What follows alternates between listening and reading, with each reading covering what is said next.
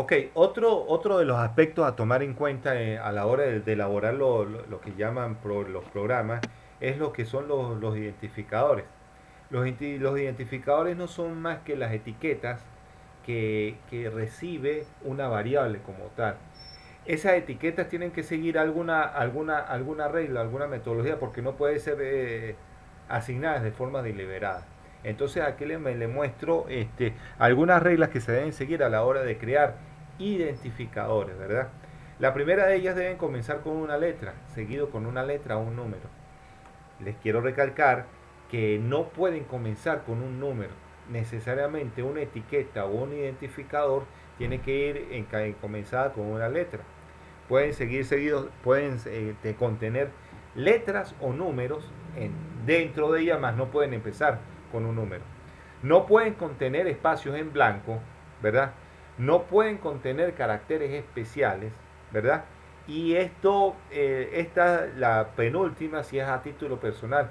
Los identificadores tienen que ser como una especie de acrónimo, las cuales sean fáciles de identificar o me den una descripción mucho más fácil de lo que es una variable. Y por último, no puede ser una palabra reservada.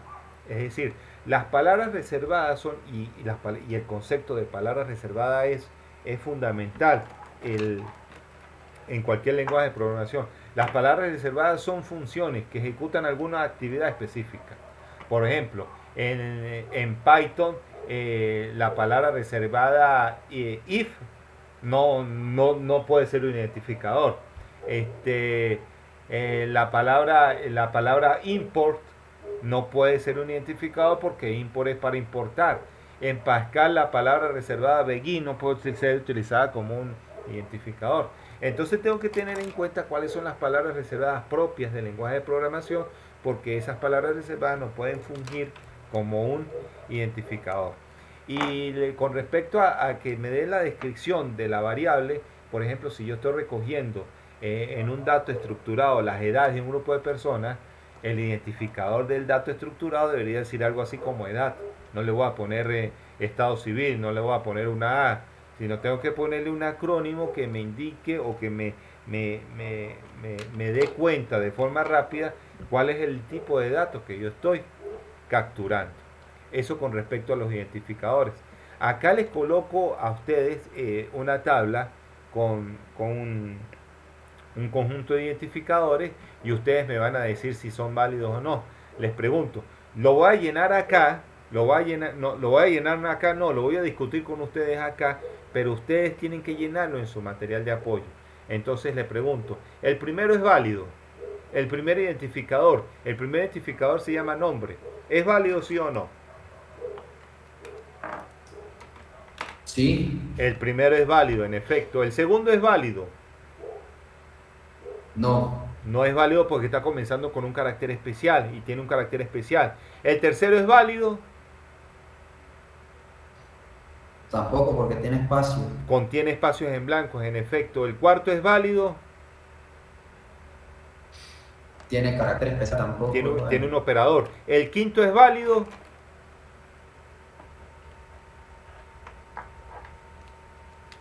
Sí, si es válido, ¿verdad? Aprovecho la oportunidad para hacerle la aclaratoria que Python es un lenguaje de programación de lo que llaman case sensitive, es decir, distingue entre mayúsculas y minúsculas.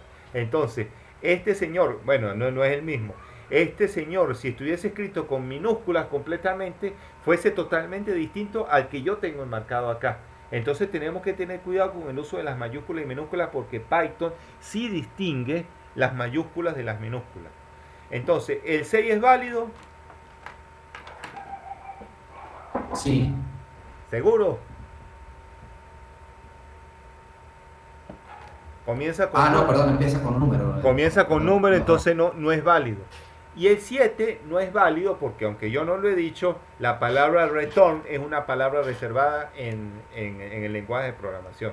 Entonces no es válido.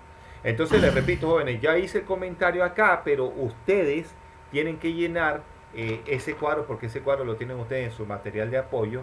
Entonces es bueno que que lo tengan eh, que lo tengan lleno, pues. Eso con respecto a las eh, Los identificadores. Las palabras reservadas, como les comentaba, son aquellas palabras que ejecutan alguna función,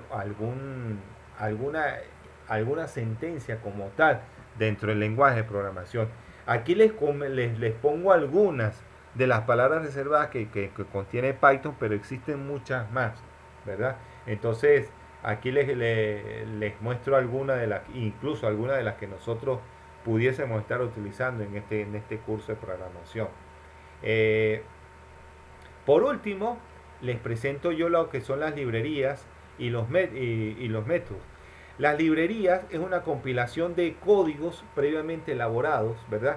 De métodos, los cuales cada uno de ellas ejecuta algún cálculo o tarea en particular.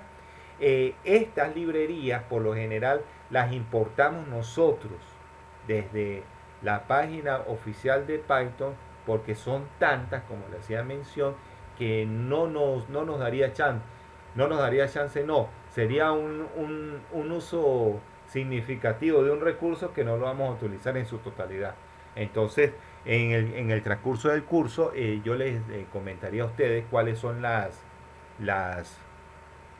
librerías que nosotros vamos a utilizar en ese caso. En lo que se refiere al diseño del programa, y es el segundo paso en la metodología en cascada, ¿verdad? Nosotros contamos con tres elementos, con dos elementos, perdón. El primero lo que es un algoritmo y el segundo lo que es un diagrama de flujo.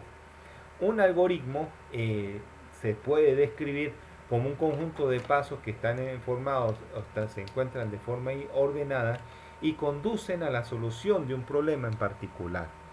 Dentro de lo que es un algoritmo tiene algunas características. Una de ellas es que es finito, posee un principio y un fin, es preciso, que me indica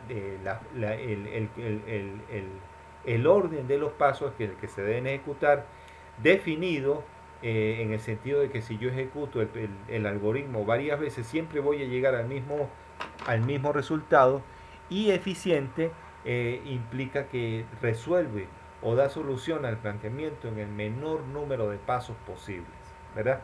Eso es lo que se refiere a un algoritmo. Si yo quiero, en lo que se refiere al diagrama de flujo, no es más que un conjunto de acciones gráficas lógicamente ordenadas, ¿verdad? Y yo en lo personal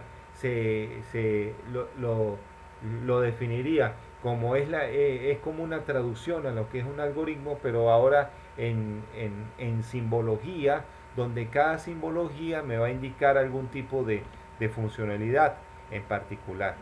Aquí voy a aprovechar de ver o de introducir el concepto de lo que se llama flujo de control. Un flujo de control no es más al orden en el cual se ejecutan las operaciones de un programa. Fíjense que si yo quisiese hablar del flujo de control en este diagrama de flujo como está, evaluaría esto, ¿verdad? Si se cumple cierta condición, el flujo de control bifurca para este lado y evalúa esta expresión.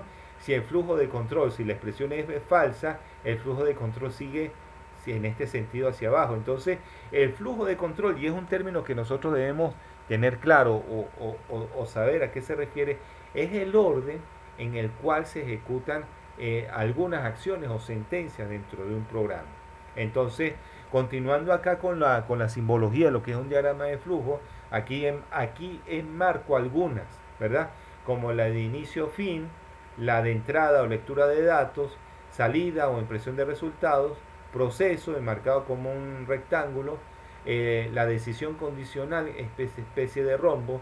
Esta especie de rombo por dentro va una expresión lógica cuyo resultado es verdadero. Si es verdadero, agarra el flujo de control, bifurca hacia la izquierda, y si es falso, el flujo de control bifurca hacia la derecha. Este es el llamado a un subproceso, ¿verdad? Y la flecha lo que me indica es hacia dónde va a bifurcar el orden de la operación, ¿verdad? Eso por un lado, ¿verdad? Con respecto a esto que yo tengo acá, me voy un momentico para el material de apoyo para abordar algunos aspectos que yo les muestro acá con respecto a lo que son los algoritmos, ¿verdad? Entonces voy a retomar acá un momentico lo que es un algoritmo como tal, ¿verdad? Fíjense que y este se encuentra referido al cálculo de área en función a los lados del triángulo, ¿verdad? Entonces fíjense que en este caso le doy un nombre al algoritmo, hago la lectura de los elementos, determino S, determino área y luego voy a mandar a escribir la respuesta o la salida deseada. Y en un diagrama de flujo esto se marcaría como principio, lectura de los elementos, cálculo e impresión de resultados y finalmente lo que se llama la finalización. Entonces fíjense muchachos, ya estamos llegando, falta media hora, 30 minutos de clase y yo quiero, antes de entrar de lleno con las estructuras ya propiamente, y aquí sí vamos a estar enmarcados en lo que es la programación directa, conocer las reglas de sintaxis de Python. Yo voy a terminar esta presentación acá y voy a tratar con ustedes de forma particular la instalación del Python y la instalación del Visual Studio para corroborar que el programa se esté ejecutando de forma satisfactoria.